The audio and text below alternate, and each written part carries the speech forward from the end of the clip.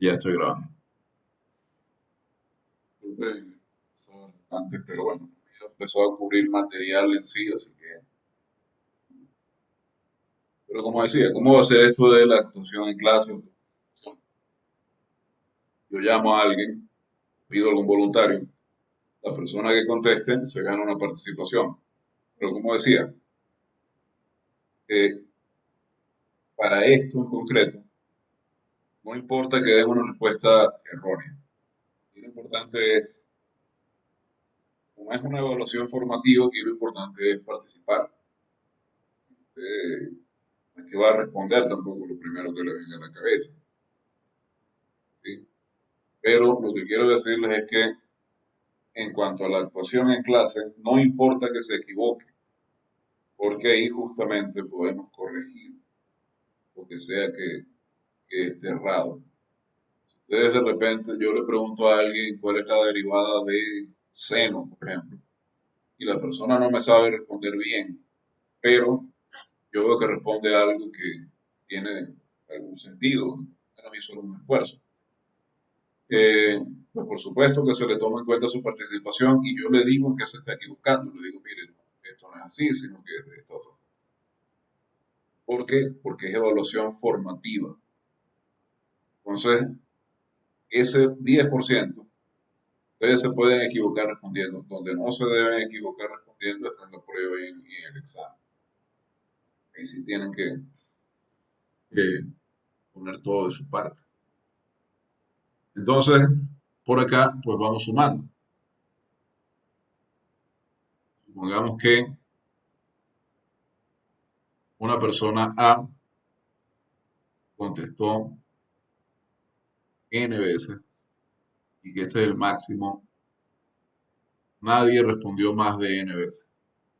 Entonces, si B contesta N minúscula veces, menor o igual que N mayúscula,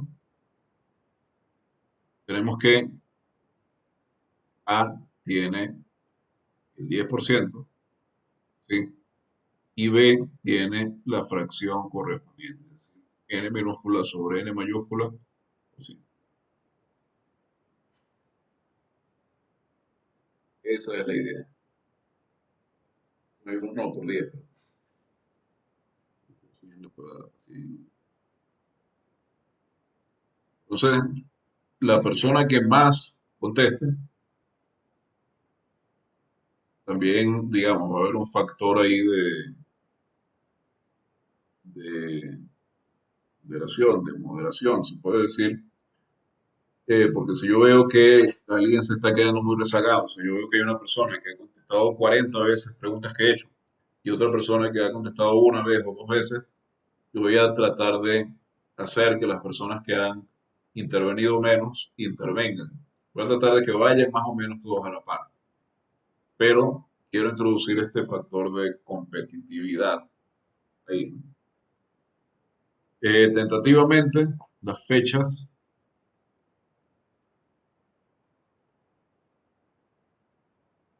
de las evaluaciones de este primer bimestre son estas. La primera prueba es el 5 de julio. Yo no sé, no sé muy bien cómo va a corresponder esto. Ese día es un viernes creo, a ver. 5 de julio, no, no, es un lunes. Ese día es lunes. Estaba pensando que era viernes. Bueno, eh, puede ser en alguno de estos tres horarios, de 6 a 7 o de 7 a 8 o de 8 a 9. Eso depende del número de GL, pero todavía no sé muy bien cómo se va a distribuir. Eso no puedo decirles exactamente cuál de los tres horarios es. Y el examen correspondiente a este primer bimestre, de nuevo una fecha tentativa,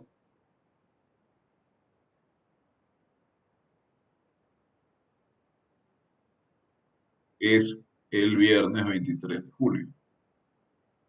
Digo fechas tentativas, bueno, estas fechas son firmes, pero qué sé yo, eh, caer un meteorito y nos quedamos sin examen.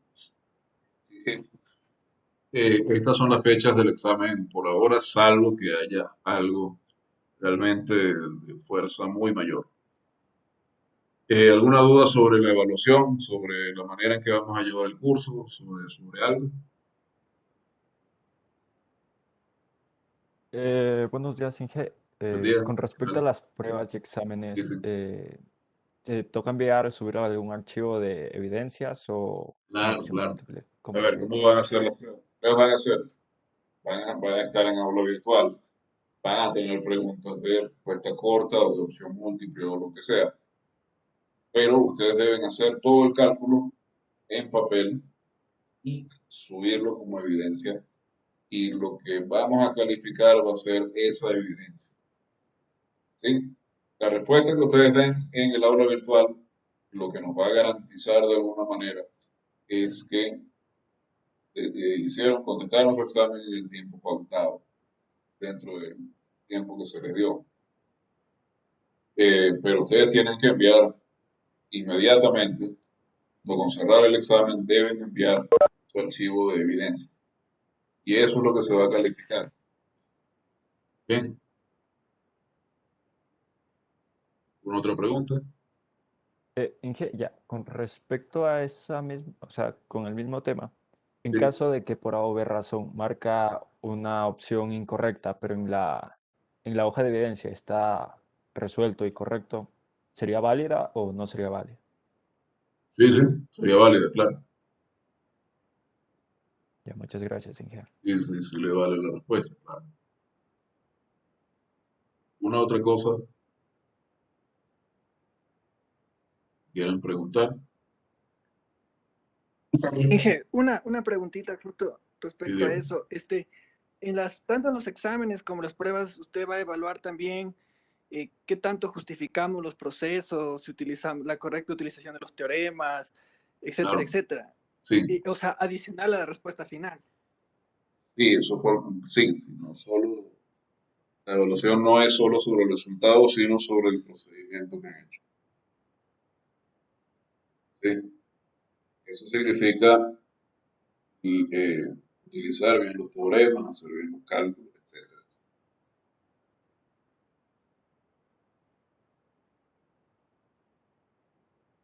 ¿Cuál es mi recomendación? Muchas veces los estudiantes preguntan cómo deben escribir la respuesta a tal o cual pregunta.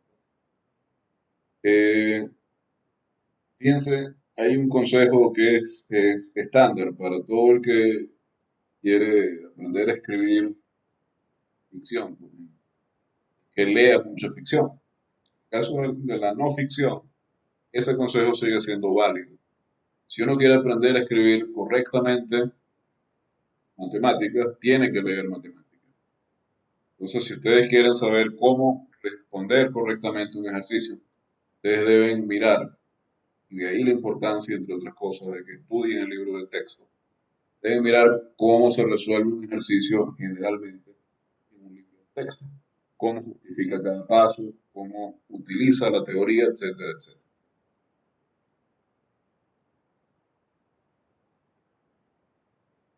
Entonces, es importantísimo que ustedes aprendan el estilo, decirlo de alguna forma, a partir de los libros que se les han dado como bibliografía. Bien, entonces no sé si hay alguna otra pregunta que quieran hacer o si pasamos Inge, directamente, si digo, una preguntita. claro, claro, El steward es el que más nos recomienda, ¿verdad? ese es el texto de clase. Ah, ya, ok. Sí, Porque igual mostró bastantes textos y obviamente lo podemos ver todos. Por sí, eso, claro, claro. es, ¿esa también sería su recomendación para ver ese texto El o hay steward otro que es, usted recomiende, o sea, entre todos esos? a ver, principalmente los libros que vamos a seguir son el libro de Stewart y los apuntes que le comenté, los apuntes de cátedra.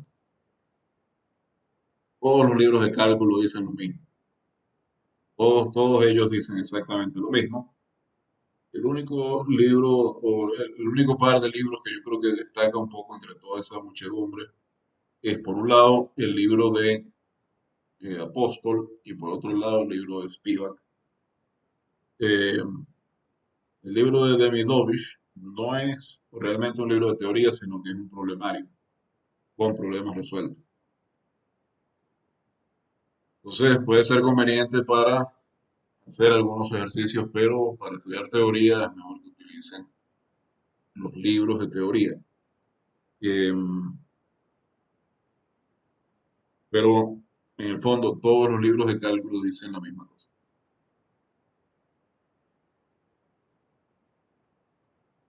Ustedes lean todo lo que puedan. Es decir, no se limiten a una sola fuente si tienen tiempo de mirar todas las que puedan.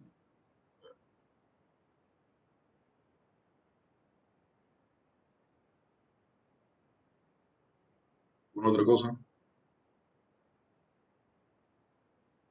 Ingeniero, una pregunta. ¿Las clases grabadas en dónde las podemos encontrar? Ese es un detalle que no les comenté. En el aula virtual, en cada semana yo les voy a dejar dos cosas. Les voy a dejar después de cada clase el enlace para el video y los apuntes, todo lo que voy a escribir acá en el OneNote en PDF. Esas dos cosas. Entonces, si ustedes quieren, no tienen que tomar notas porque yo las notas se las voy a dar. ¿Sí?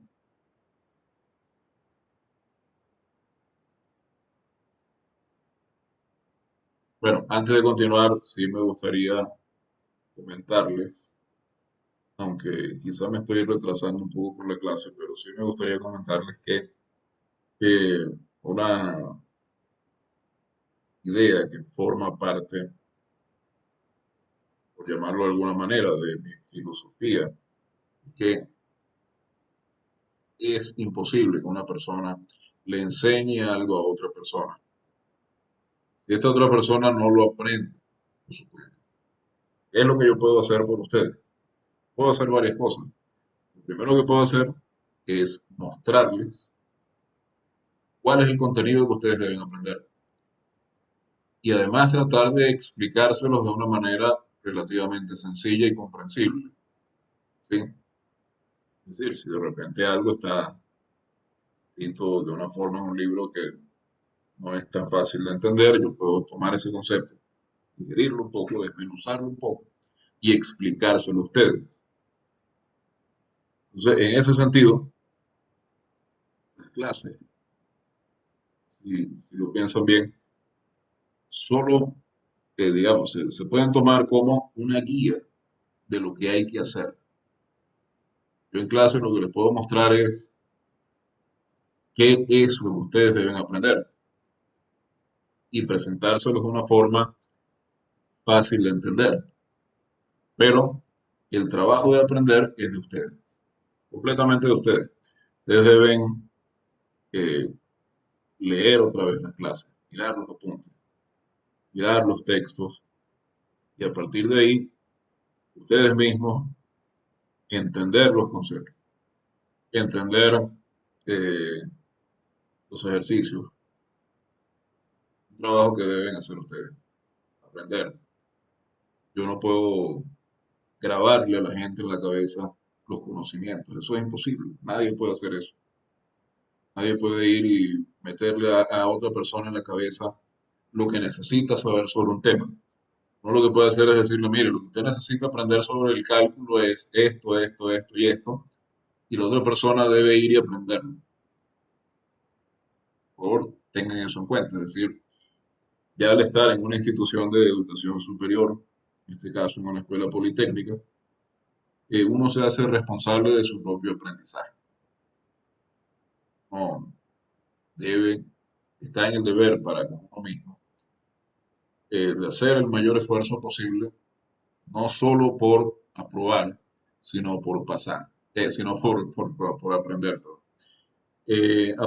Aprender trae como consecuencia natural aprobar. Entonces, si uno se hace de unos conocimientos sólidos sobre el tema, uno lo más probable es que apruebe. casi seguro, casi con probabilidad 1 va a aprobar. Pero si uno no se preocupa por aprender, sino solo por aprobar, ahí ya el asunto se pone más cuesta arriba. Y puede que apruebe, está bien, puede que pase la materia, pero eh, al no tener conocimientos sólidos en el tema, pues más adelante que va a necesitar esos conocimientos no los va a tener. Y ahí las cosas se van a poner muy difíciles. Entonces, hagan su mejor esfuerzo por aprender y por aprender bien. Bueno, yo voy a pasar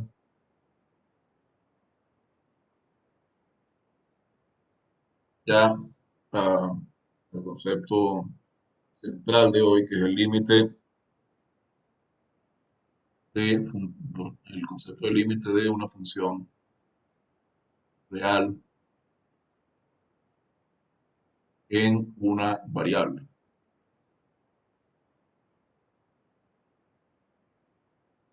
Fíjense, ustedes han estudiado en el Politécnico seguramente, el concepto de función de R en R. Eh, Tenemos una función de los reales en los reales, toma elementos de un cierto conjunto contenido en R, el cual llamamos dominio de la función, y nos devuelve, es como una maquinita, nos devuelve otro elemento de R. ¿Sí? Eh, Así que yo creo que ayer les dieron un pequeño repaso sobre esto, sobre funciones, así que no voy a insistir mucho en esa idea. Lo que queremos estudiar hoy es, suponiendo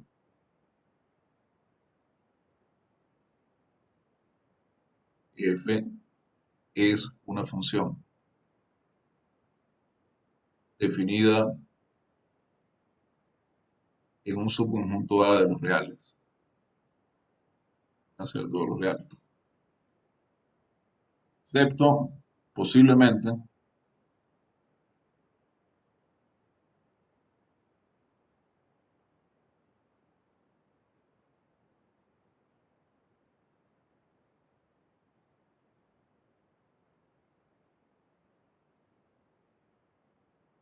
en un punto A en él.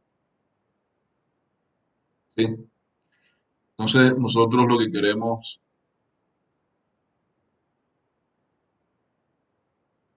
conocer, luego veremos en qué circunstancias vamos a querer conocer esto. ¿Qué nos puede interesar esto? Queremos conocer el comportamiento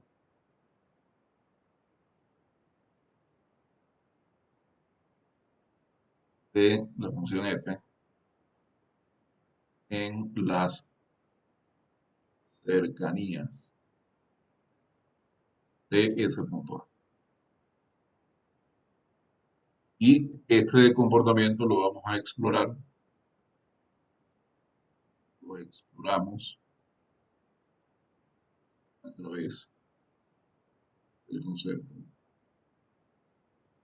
de límite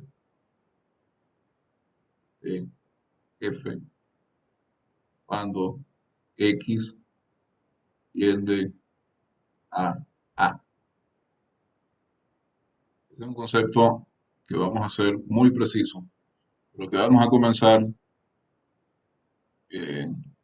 a acercarnos a él mediante algunos ejemplos numéricos para tener una idea de qué es lo que estamos hablando. ¿Sí? Entonces, tenemos una función reales en reales. Podría estar definida en A, podría no estar definida en A.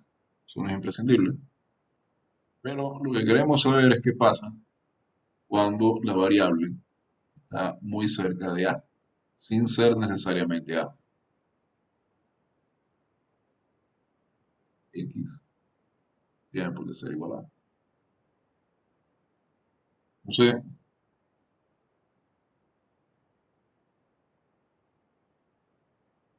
comencemos viendo un ejemplo.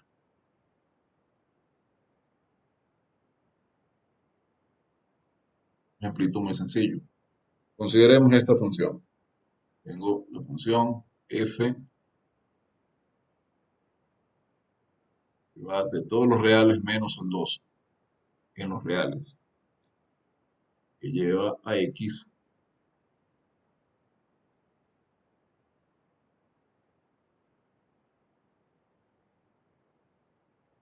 en x cuadrado menos 4 dividido para x menos 2.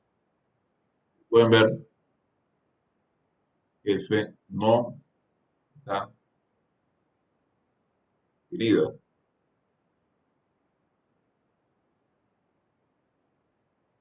Dos. Pero la pregunta que nos hacemos es, ¿qué pasa con f cuando x está cerca de 2?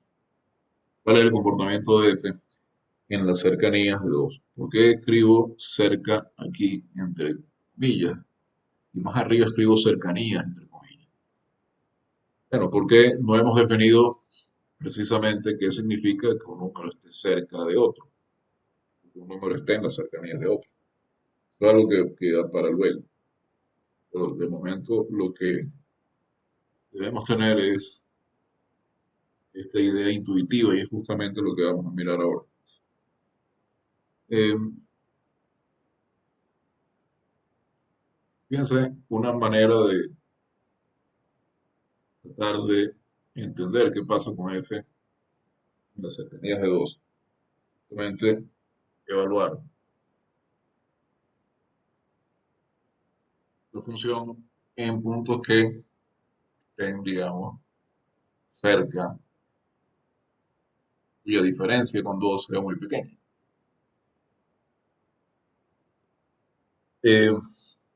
No podemos facilitarlo haciendo lo siguiente. Fíjense, f de x es igual a x cuadrado menos 4 dividido para x menos 2. Y acá nosotros podemos desde luego utilizar las cosas que conocemos. Nosotros sabemos factorar x cuadrado menos 4, pues x menos 2 por x más 2.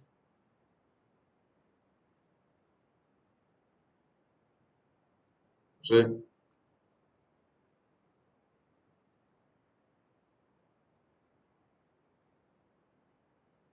aparece un factor en el numerador que es igual al factor que teníamos en el denominador.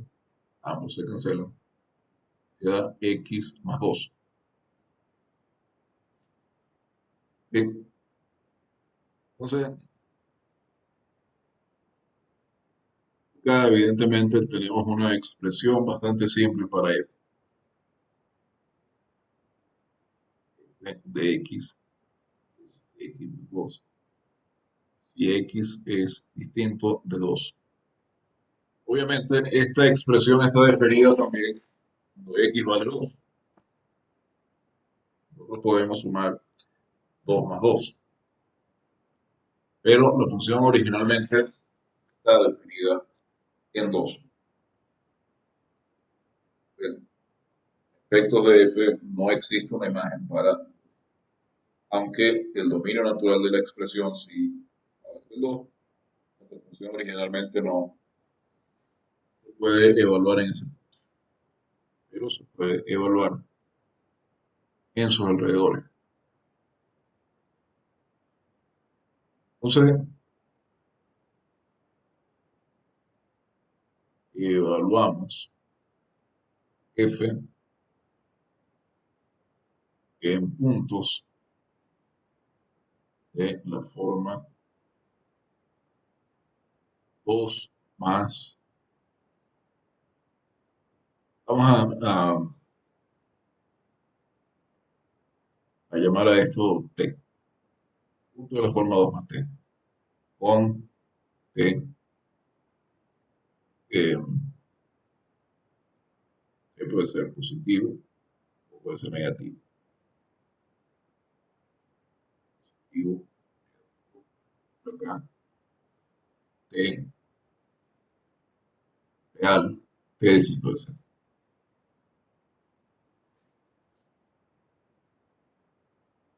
Bien, entonces, eh, veamos por ejemplo cuánto vale f de 2,1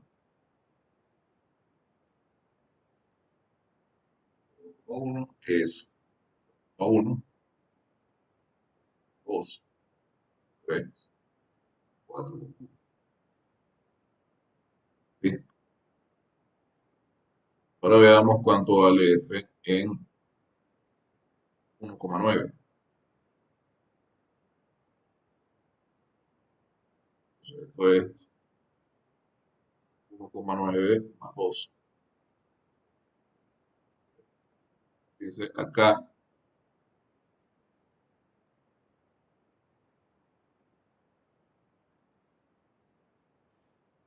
estoy evaluando, en el primer caso,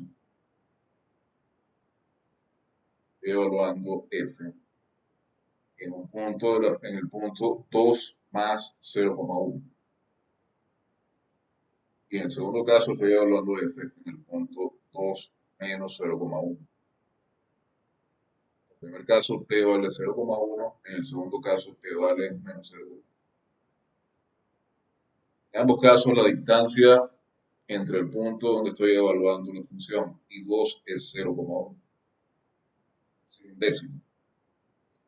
Fíjense, en el primer caso yo me estoy acercando a 2 por un número que es mayor que 2.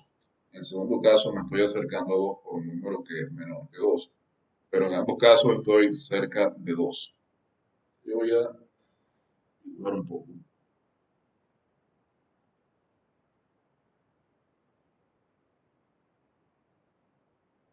Y esta 2. Yo estoy mirando qué pasa con f en 2,1 y estoy mirando qué pasa con f en 1,9. Acá f da como resultado 3,9. Acá f da como resultado 4,1.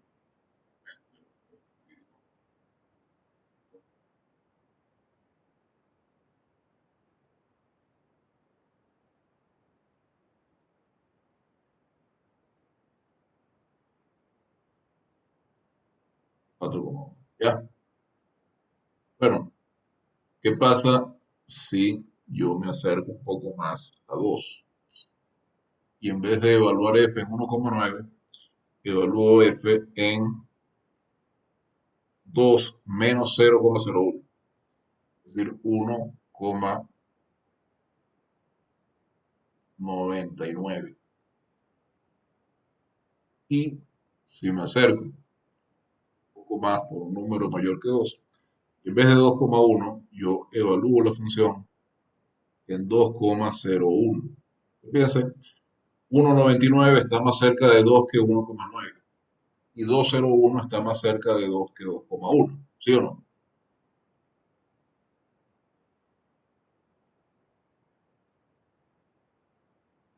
Sí, pero Entonces, yo me estoy acercando a 2. Primero estaba a una décima de distancia. Ahora estoy a una centésima de distancia.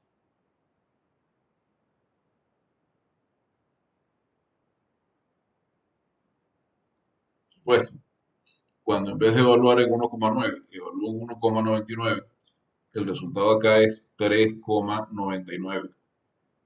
Y cuando en vez de evaluar en 2,1, evalúo en 2,01, el resultado acá es 4,01. Fácil de evaluar. Entonces, fíjense que cuando evalúo a una distancia de una décima de 2, bien sea por arriba o por debajo, el valor de la función, en ambos casos, está a una distancia de una décima de 4, bien sea por arriba o por debajo. Cuando reduzco la distancia entre x y 2 a una centésima, por debajo y por encima, el resultado al evaluar la función es un número que está a una centésima, sea por debajo o sea por encima de 4. Pero yo me puedo seguir acercando a 2. Y en vez de estar a una centésima, puedo estar a una milésima. Y lo mismo acá. Ahora evalúo f en un punto que está a una milésima de 2. Y eso, por supuesto, se refleja en el resultado. Ahora obtengo un resultado que está a una milésima de 4, tanto por debajo como por encima.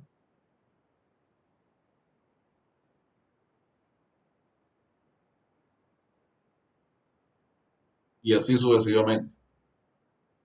Y cada acercamiento es de un orden de magnitud. Primero a una décima, después a una centésima, después a una milésima.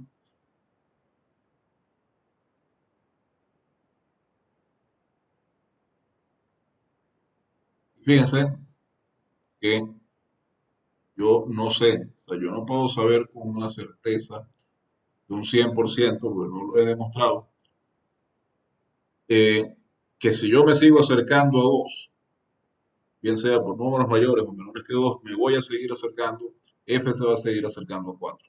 Eso yo no lo sé, pero estas cuentas sí me están dando una idea o me están dando una intuición de a dónde se está acercando f.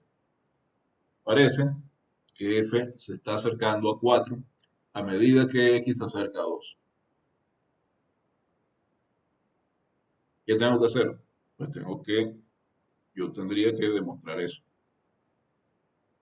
Claro, luego vamos a aprender reglas para calcular límites y no va a ser necesario hacer una demostración formal en cada caso. Pero piense que en este punto que no tenemos esas herramientas, yo tendría que garantizarles a ustedes de alguna manera que mientras más cerca esté x de 2, más cerca va a estar f de x de 4. ¿Cómo vamos a hacer eso? Lo vamos a hacer de una forma que les voy a decir, bueno, porque por ahora, a ver, son las 12:06, tenemos clase hasta la 1, hemos estado viendo cerca de una hora de clase. Una cosa que me parece necesario hacer es parar más o menos al final de cada hora de clase por unos 5 minutos. Por dos motivos. El primero, porque estar sentado mucho rato no es sano. Es recomendable levantarse y estirarse un poco. De un lado tenemos el asunto de la ergonomía. Por otro lado, otro motivo es que el umbral de atención de la gente está alrededor de una hora. Ya después de una hora, uno se desconecta, deja de prestar atención. Entonces, si uno hace una pequeña pausa, después de la pausa está listo para prestar atención al resto de la hora o el resto de la clase. Entonces, vamos a tomar un pequeña pausa. Son las 12:07. Entre 12:12 y 12:13 reanudamos la clase. Así pues, descansamos. Entonces, vamos a tomarnos 5 minutos y son 12:08 ya. Y cuando termine esta pausa, ya veremos más formalmente el concepto del libro. Entonces, continuamos en un momento.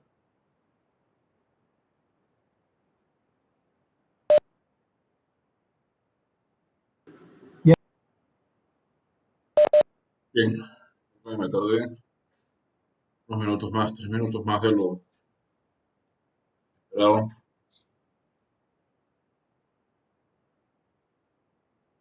Bien. Ya, sí. Voy a buscar agua y la cocina la tengo un poco lejos. Bien, entonces Nosotros, fíjense, el comportamiento que observamos en F es que mientras más cerca estamos de 2, sea por la derecha o por la izquierda, más cerca está la función de 4. Y ese tipo de comportamiento en una función lo vamos a expresar mediante esta notación.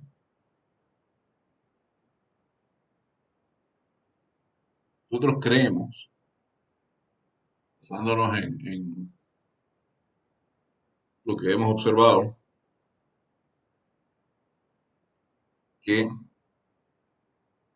x tiende a 2, la función f tiende a 4.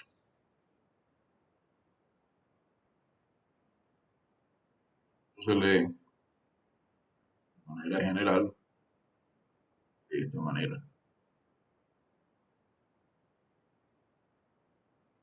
F tiende a L cuando x tiende a A.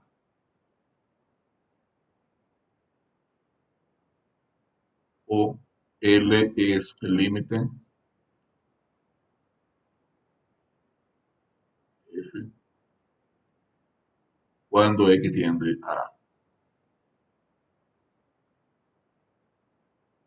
Entonces, provisionalmente, lo que vemos que esto está significando es que a medida que x se acerca al valor A, la función f se acerca al valor L. ¿Sí?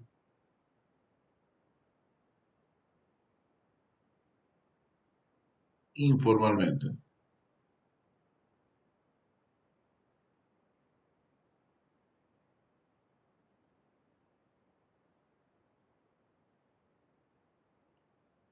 F de x está tan cerca de L gramos si x está lo suficientemente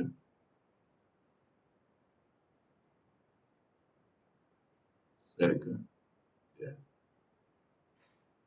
Esta es nuestra definición informal del límite. ¿Cómo formalizamos esa definición?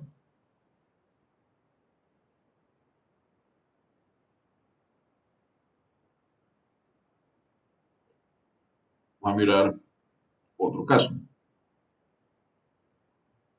¿Por qué necesitamos formalizar la definición? Bueno, porque como les decía, cerca no es un concepto que esté bien definido en este contexto. ¿Sí? Uno puede suponer, quizá, que las personas que inventaron el cálculo tenían esta idea en mente. Probablemente era justamente eso lo que estaban pensando. Cuando la variable se acerca a cierto punto, ¿a dónde se acerca la función? Pero este concepto realmente se vino formalizando en el siglo XIX, con la introducción de límites por epsilon y delta.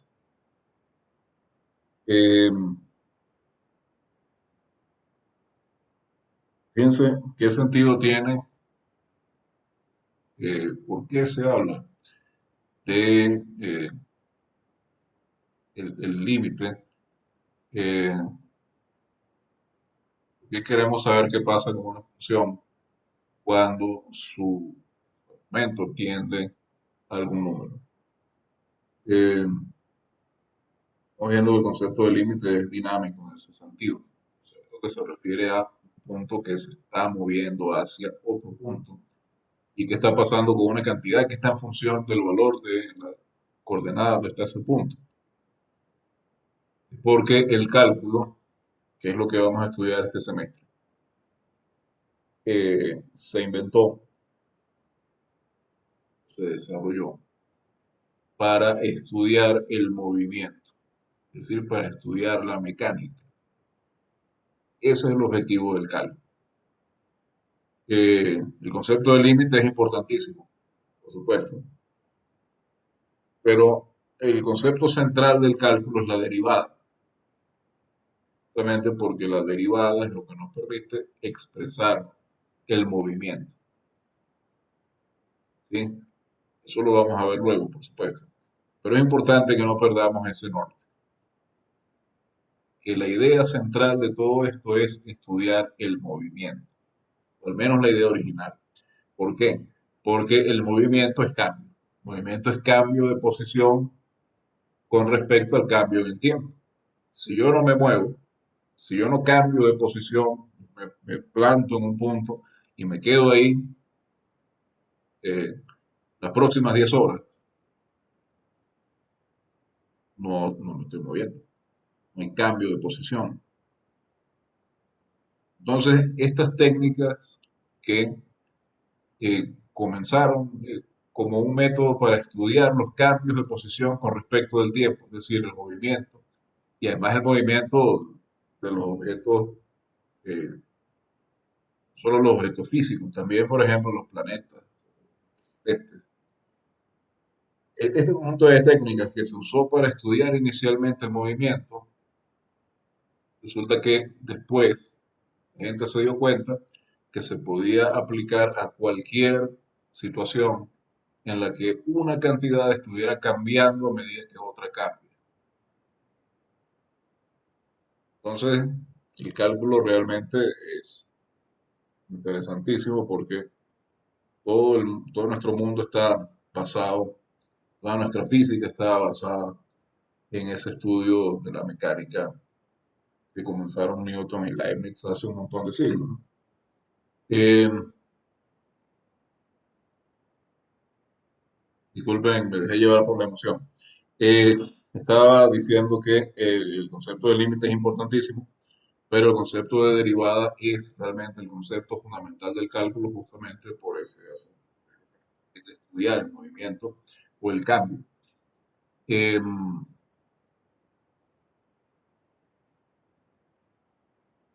Y todo esto se lo decía justamente para ilustrar mi punto de que el cálculo es un asunto esencialmente dinámico, matemática de el cambio, de la dinámica, del movimiento. Y acá lo que estamos teniendo es una función y tenemos que el argumento está acercándose a un cierto punto. X se está moviendo y queremos ver qué pasa con f de x.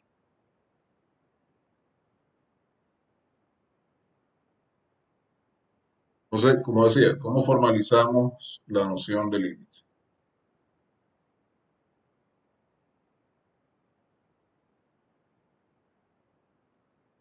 Fíjense, yo voy a hacer el mismo estudio, el mismo análisis que hice para este ejemplo, pero en un caso que se ve más sencillo.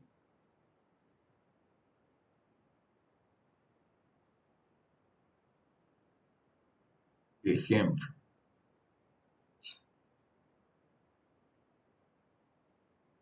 Yo quiero ver qué ocurre.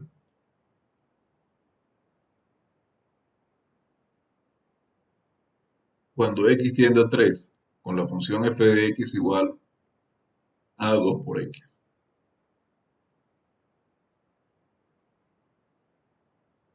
Entonces, puedo hacer el mismo estudio que en el caso anterior. Nos acercamos a 3. Entonces, fíjense, acá está. Y yo voy a hacer el dibujo tal cual como en el caso anterior. Y está 3. Voy a tomar valores por encima de 3 y valores por debajo de 3. Y voy a evaluar f en esos valores. Entonces, comenzamos igual que en el caso anterior por 3,01. Estábamos en 3,1. Y acá voy a evaluar en 2,9.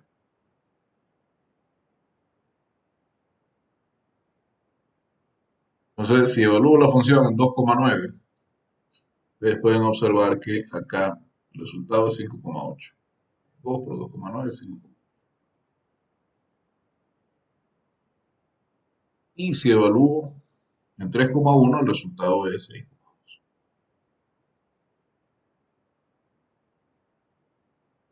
Pero ahora voy a tomar valores que estén más cerca de 3. Y voy a tomar ahora un valor cercano a 3 por debajo, por una centésima, 2,99, y por encima también una centésima. Cuando evalúo en 2,99, ¿cuál es el resultado? A ver, tengo 2,99, tengo 5,96, 5,98. 5,98 por acá. Y cuando evalúo la función en 3,01 tengo 6. Fíjense, me estoy acercando cada vez más a 6. Acá tenía 5,8, tenía 6,2. Pero luego tengo 5,98, que está más cerca de 6 que 5,8. Y tengo 6,02, que está más cerca de 6 que 6,2. Así puedo continuar mirando qué ocurre. Y en lugar de examinar para 2,99, puedo ver para 2,999. Es decir, ahora voy a estar a una distancia de una milésima de 3. Y también puedo mirar qué pasa con 3,001, es decir, también a una distancia de una milésima de 3, pero por encima. Entonces, miro qué ocurre acá. 2,999, 2,999. Cuando multiplico por 2, el resultado es 3, perdón, 5, 5, ¿cuánto? Tengo 998.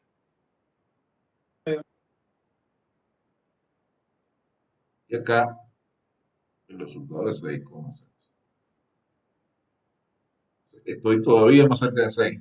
Mi conjetura es que esto tiende a 6, pero es una conjetura. Yo tengo que mostrar que en efecto eso es 6. Ya, me pareció que alguien quería hablar, pero no terminó de concretar.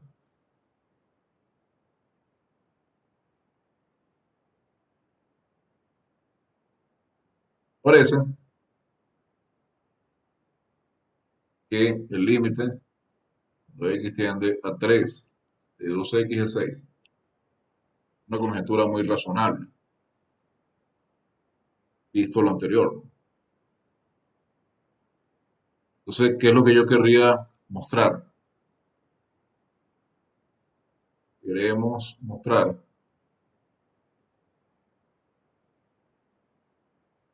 que f de x, de 2x, está tan cerca, miramos, 6, si x está suficientemente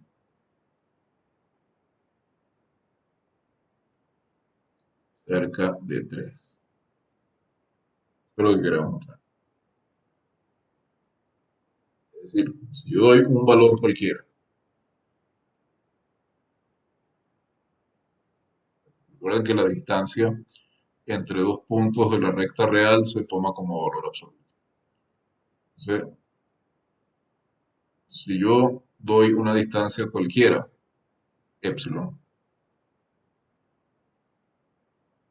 yo quiero ver para cuáles valores qué tan cerca tiene que estar x de 3,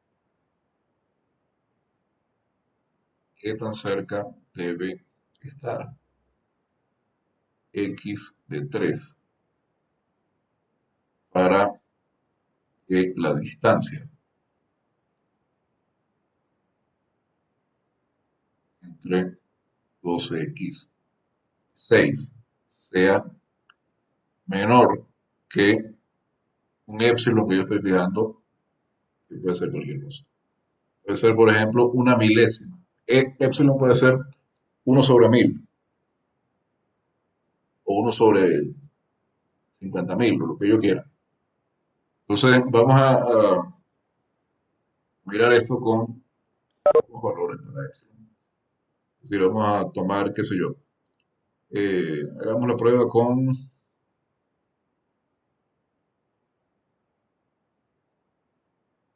épsilon igual a un décimo.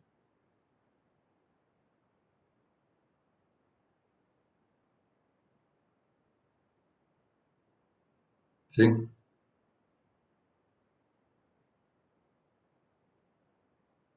Entonces, yo quiero ver cuál debe ser la distancia entre x y 2 para que 2x menos 6 sea menor que un décimo. ¿Ocurre? Sí, solamente sí. Puedo sacar este 2 de acá. El valor absoluto de 2 por x menos 3. Piensen que acá me queda la distancia de x y 3. Esto no es casualidad. Entonces,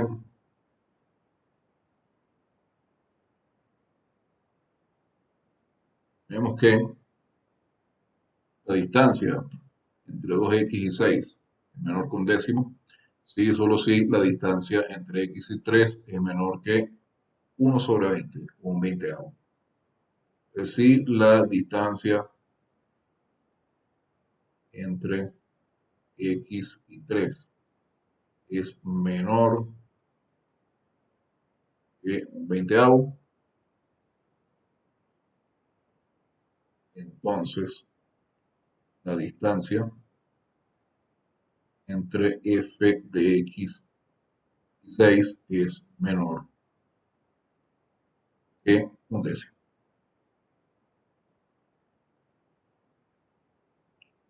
Si yo quiero que f de x esté a menos distancia que un décimo de 6, tengo que tomar x a una distancia menor que un veinteavo de 3. Eso es lo que me está diciendo esta cadena de dobles implicaciones.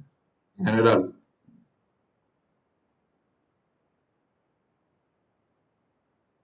yo quiero que 2x menos 6 sea menor que epsilon, la distancia entre 2x y 6 sea menor que un epsilon dado. Hago una cuenta muy parecida. Aquí sale 2, 3 menor que epsilon. Entonces, x menos 3 menor que epsilon medio. Entonces, dado un epsilon cualquiera mayor que 0.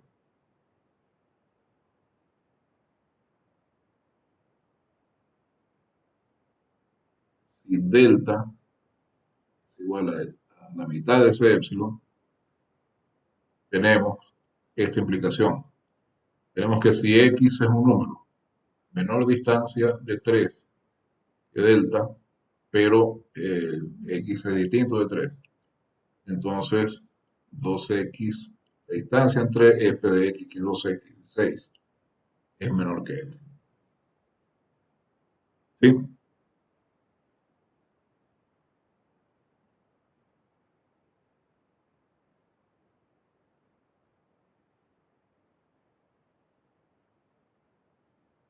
Eso sirve para cualquier epsilon. Yo quiero que la imagen de x esté a distancia menor que epsilon de 6. Yo quiero que 2x esté muy cerca de 6, a distancia menor que epsilon. Tengo que escoger x, ¿sí?, a una distancia de 3 que sea menor que la mitad de epsilon, es decir, menor que epsilon medio.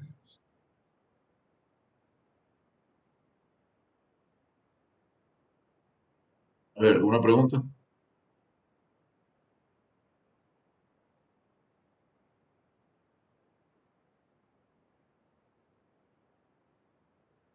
Inge, Sí, en la doble implicación, ¿cuál?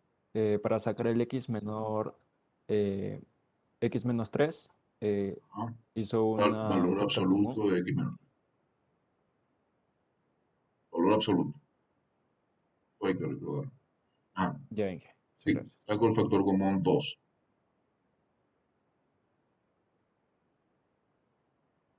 En efecto. Ese 2 es valor absoluto de 2, en realidad. De un valor absoluto yo puedo sacar un factor común que sea un valor absoluto. Bien, este ejemplo, la idea de este Inge, ejemplo, sí, una preguntita.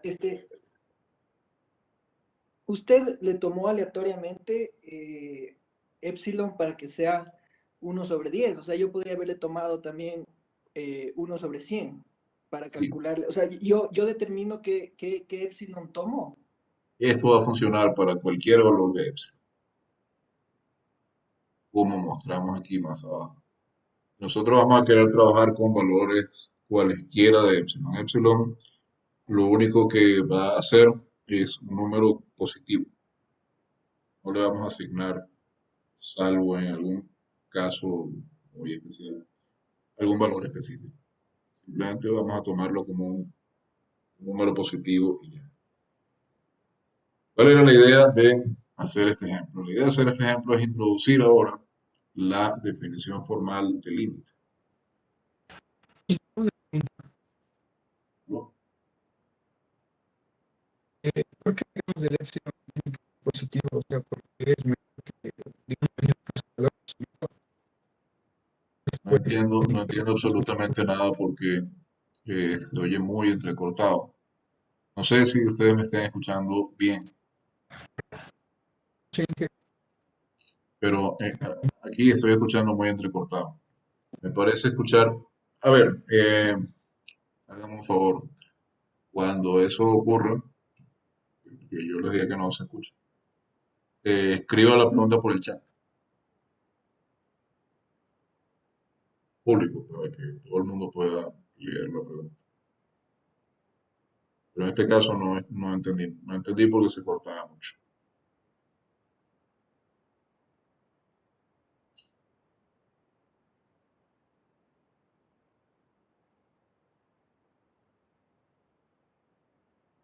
Me pareció escuchar que, a ver, siempre sacando lo que pude medio oír. No, de verdad no. A ver, que si el valor positivo del epsilon es por el valor absoluto. Y el valor positivo del epsilon es porque estamos tratando con distancia. Las distancias siempre son positivas o cero. Por eso. Entonces, estamos tratando con distancias porque estamos diciendo justamente de la, que X se acerca a un cierto punto A y entonces F se acerca a un cierto punto L. O sea, al hablar de distancia, estamos hablando de cantidades que son no negativas al menos. Pero estamos hablando de algo de epsilon como una cantidad estrictamente positiva, porque X nunca es igual a, o sea, F de X no sabemos si es igual a L o no. A F podría no estar definida en A, pero lo que queremos denotar es que se acerca, que F se acerca a L. Entonces vamos con la definición formal del límite, como decía, cuál es cuál era la idea detrás de el ejemplo anterior. Bueno, era justamente demostrar, eh, dar una idea de por qué esta definición es como es. Entonces vamos a suponer que f es una función definida en algún subconjunto de R en los números reales. Cada x en algún valor f de x. función definida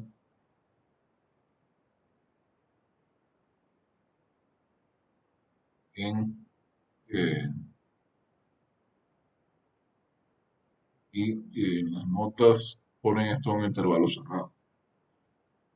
No es fundamental, digamos, eso.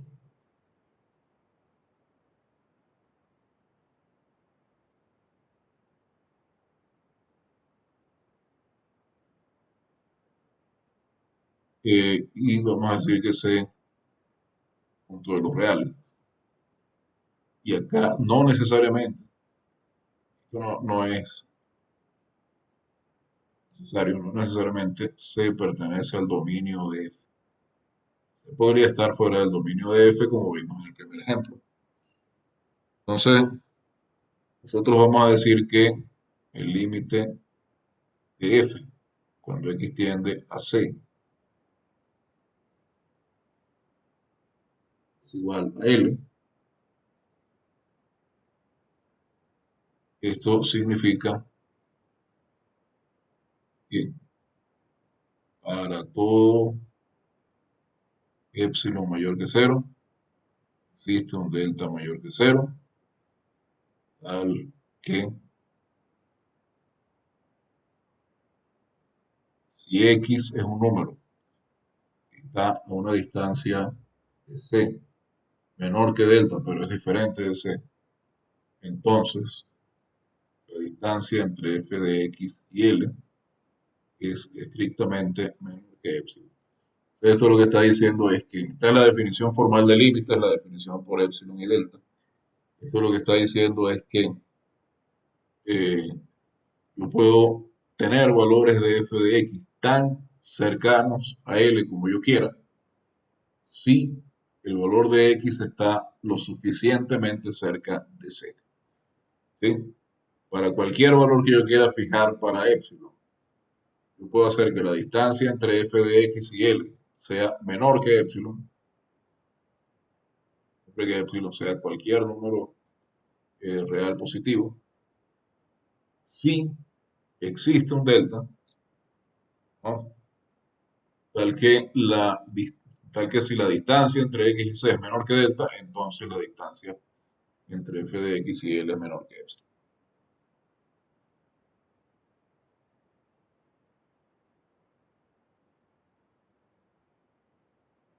Ya, yo creo que, en fin, Esto se cumple siempre, Inge, ¿verdad?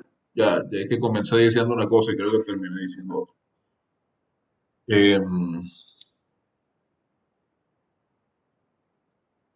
Decía que decimos que el límite cuando x tiende a c de la función f de x es L, si para cualquier valor de epsilon existe un valor eh, delta que me da la distancia entre x y c, tal que yo puedo hacer que f de x esté tan cerca, esté más cerca de L que epsilon, siempre que x esté más cerca de c que L. Sobre si esto se cumple siempre,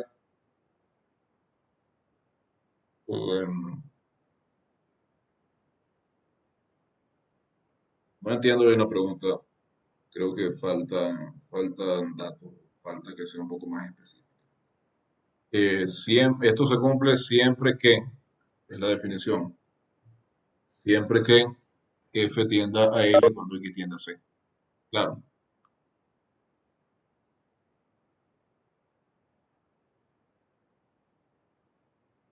pero fíjense que esta definición depende de quién sea L y quién sea C.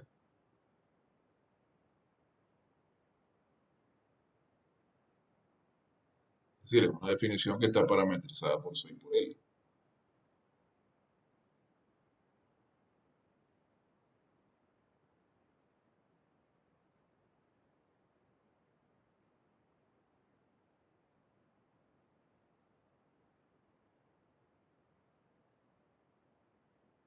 Entonces, vamos a ver un dibujo.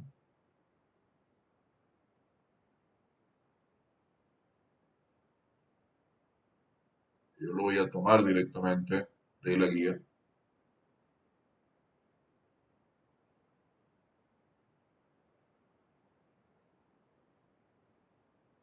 y lo voy a pegar acá. Voy a-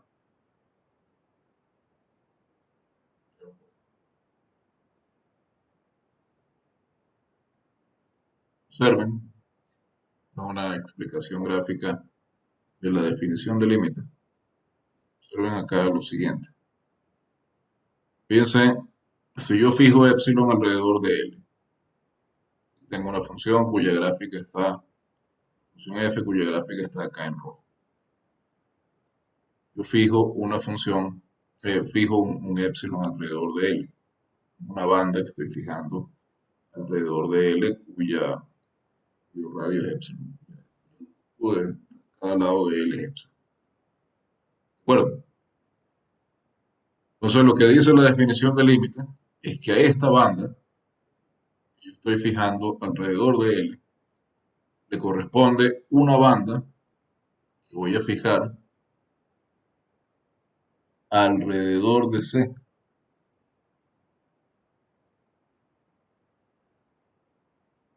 Entonces, para cada banda que yo fije alrededor de L, cada banda horizontal, existe una banda vertical alrededor de C, tal que si yo tengo un valor de X por aquí cerca de C, dentro de este intervalo, la imagen de ese valor de X está dentro del intervalo fijado alrededor de L, es decir, dentro de esta banda. Eso es lo que nos dice geométricamente la definición de límite.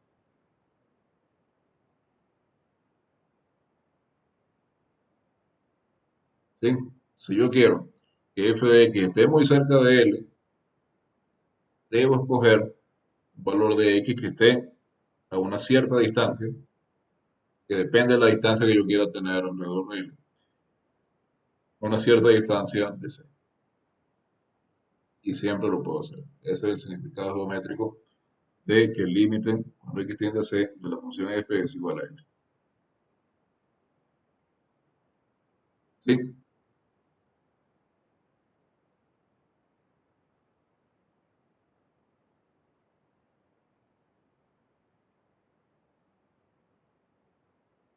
¿Aló? ¿Se oye?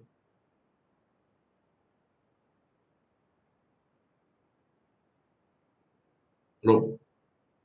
Sí, que sí se le escucha. Ah, ok. Yo pensé que me habían Sí, dejado. sí, lo escucho. Entonces, escuchen esto que les voy a decir porque es sumamente importante. Esto, ustedes no lo van a entender ahorita en esta clase cuando yo se lo diga. ¿Por qué? Porque es un concepto complicado. Es un concepto complicado que para matemáticos profesionales tomó cerca de 200 años de desarrollar. Entonces, no pretendan que van a entender esto ahorita aquí. Ustedes tienen que ir, ¿sí? No solo prestar atención en clase, sino ir, tomar los apuntes, revisarlos, ir a los libros, pensar un montón de tiempo sobre esto. Y con el tiempo, con el paso de qué sé yo, ustedes utilizan esta herramienta, ustedes van a ir obteniendo esa idea intuitiva realmente de lo que significa un límite. Este es un concepto que uno debe ir asentando en general. Todos los conceptos matemáticos son conceptos que uno debe ir madurando mediante el estudio y el uso. El estudio, el uso y la reflexión. Entonces, trabajo, es un trabajo activo, un trabajo que uno debe hacer día a día, algo que no puede hacer en pico de trabajo. Bueno, el examen 2 semanas antes, estudio bastante esto y paso. Puede pasar, puede que apruebe si se aplica esa técnica, pero esa técnica no se aprende y al no aprender uno no avanza. Hay un momento en su carrera en el que se está, puede seguir avanzando. Entonces, mi recomendación, estudio, paciencia, persistencia y reflexión. ¿Sí?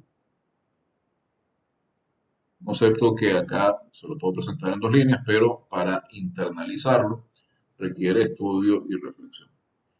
En general, el cálculo uno puede decir, bueno, sobre todo la primera vez que uno lo ve, a uno le puede parecer difícil. Eh, y es bueno mantener siempre la perspectiva, en el sentido que Aristóteles se acercó, por ejemplo, eh, Arquímedes, perdón, se acercó, pero no llegó al concepto de límite. Y estamos hablando, por supuesto, de una de las mentes más brillantes de su época, claro, hace 2000 años. Pero lo importante que ustedes deben entender es que lo que estamos aprendiendo acá no es trivial de manera alguna. Si ustedes en algún momento sienten que no entienden algo, no se frustren, sino que sigan tratando de estudiarlo y de entenderlo y pregúntenme si necesitan que les aclare algo, porque, como les digo, son conceptos no triviales. La humanidad desarrolló esto en miles de años y nosotros lo vamos a ver en un semestre. Entonces, como les digo, paciencia, estudio, no frustrarse, seguir adelante a pesar de que tengan algún escollo en el momento. Si tienen algún problema con alguna definición o alguna cosa, pregúntenme, eh, pregúntenle a alguien, preferiblemente que no sea uno de sus compañeros porque igual tiene la Eh, misma dificultad o tiene la misma labor. Inge, Sí, dígame. que disculpe que le interrumpa. No, no, no se preocupe. Es que no me queda claro muy bien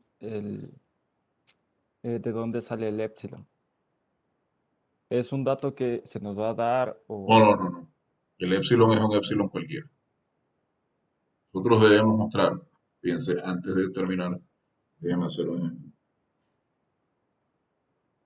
Eh, por el momento,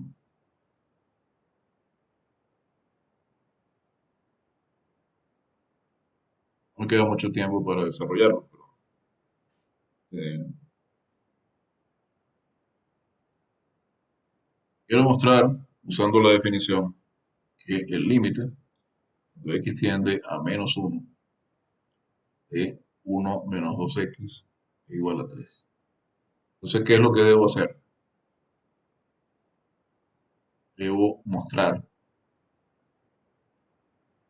que para o epsilon mayor que 0, epsilon tiene que ser cualquier número positivo, existe delta mayor que 0. No, no es un dato, es un número, un parámetro que yo estoy considerando que puede tomar cualquier valor mayor que 0. Entonces, para cualquier epsilon que yo pueda considerar, debo mostrar que existe un delta que por supuesto depende de este epsilon, tal que si la distancia entre -1 y x, este es el valor absoluto de x menos -1 de delta, entonces la distancia entre 1 menos 2x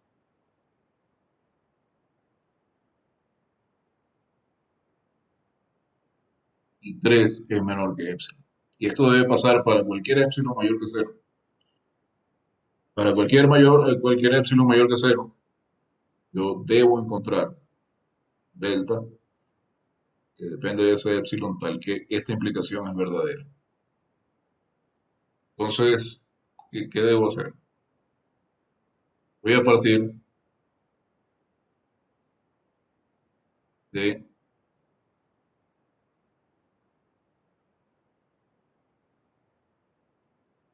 la distancia entre f de x y 3.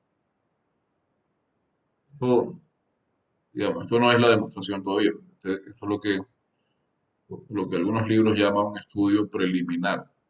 Leighton aparece como estudio preliminar. Bien, este valor absoluto es menor que epsilon, por la distancia entre 1 menos 2x y menos 3 es menor que epsilon, sí, solo sí. Ahora voy a operar acá. Tengo menos 2x, tengo 1 menos 2x menos 3. Quito los paréntesis, me queda 1 menos 3. Es menos 2 menos 2x. Es menor que epsilon.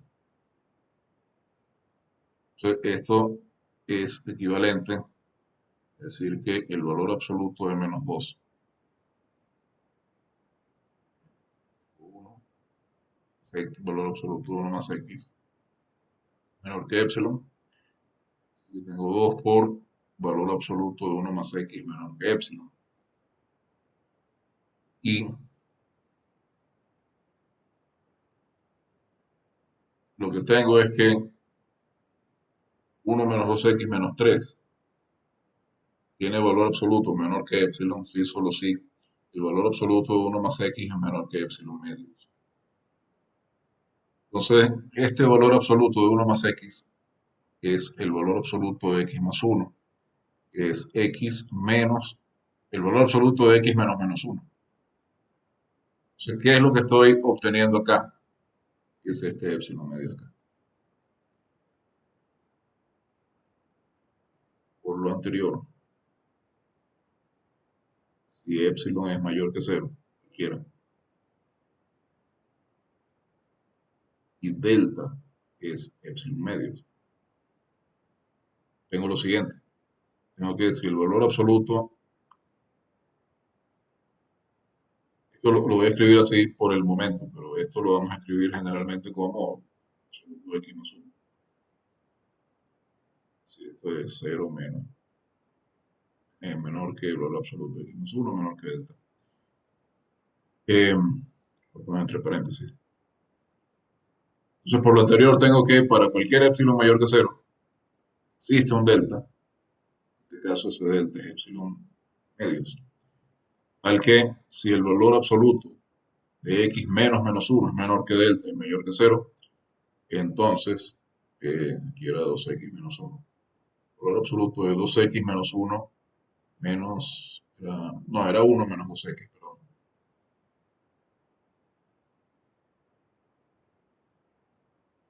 El valor absoluto de 1 menos 2x menos 3 es menor que epsilon. Entonces, acá tengo por definición que el límite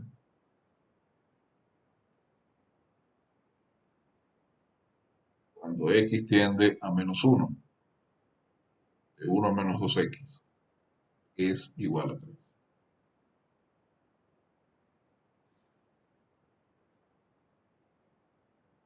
¿Qué es lo que hago para resolver, para demostrar límites por definición de funciones afines? Primero, tomo f de x, lo absoluto de f de x menos L, superiormente por epsilon, y a partir de ahí, usando las propiedades del valor absoluto, voy a llegar a una desigualdad que involucre a x, a c y a un término que está en función de epsilon. Tengo x, tengo c que es menos 1, tengo x menos c, es decir, x menos menos 1. Y esto es, el valor absoluto de esto es menor que epsilon medios. Y eso es equivalente a que f de x menos L sea menor que epsilon. A partir de acá, a partir de esta cantidad que encontré manipulando el valor absoluto de f de x menos L, ¿no?, es como obtengo mi delta. Pero ya se me pasó un poco el tiempo, la 1:01. Quiero que veamos un par de ejemplos más. El ejemplo que involucra a funciones cuadráticas. Lo que vamos a hacer por definición, los límites que vamos a mostrar por definición son realmente pocos. Límites para funciones afines, que ya estamos viendo cómo se hacen, y límites para funciones cuadráticas. Eso ya vamos a dedicar una parte de la próxima clase, porque el tiempo de esta se acaba. pero había que presentar el curso y el aula virtual y demás. No sé si tengan alguna pregunta o algo.